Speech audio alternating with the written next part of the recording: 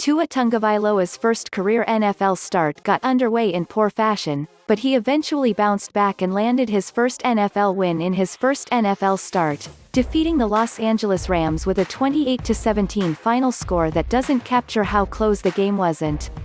The Rams stripped the rookie 5th overall pick on the first offensive possession of the Miami Dolphins, when Aaron Donald, that guy, mauled his blocker and pushed him back into Tagovailoa's face before stripping the ball.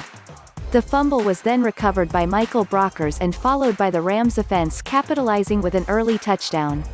The favor was repaid, however, when defensive lineman Christian Wilkins intercepted a struggling Jared Goff, awarding Tagovailoa great field position. He'd make the Rams pay with the first touchdown of his young NFL career, tying the game and likely alleviating some early game jitters that saw him make some uneven decisions. All told though, it was Goff who looked like he'd never started an NFL game before, posting a passer rating of just 9.7 through one quarter and only improving it through the sheer magnitude of pass attempts he had in his failure to dig his team out of the hole he tossed them into.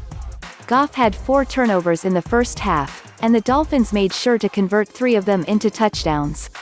It wasn't an eye-popping debut by Tagovailoa, but a win is a win, and he owes it to his defense. It wasn't exactly the shiniest first NFL start for Tagovailoa, and he needs to take his entire defense and special teams unit out for a big steak dinner, considering it's what those 2 units did that ruled the day. Credit Tagovailoa for bouncing back from his early fumble to get a touchdown off Goff's interception, but his stat line was mostly forgettable in Week 8. What isn't easily forgotten, however, is just how bullied Goff was throughout the entirety of the game, with the Dolphins' defense essentially stealing his lunch money on a regular basis and shoving him into a locker immediately after. Goff had 4 turnovers in the first half alone, and be it directly or indirectly, the Dolphins scored 3 touchdowns off them. Toss in an 88-yard punt return for a touchdown by Jakeem Grant and the 28-10 halftime lead was too much for a struggling Goff to overcome.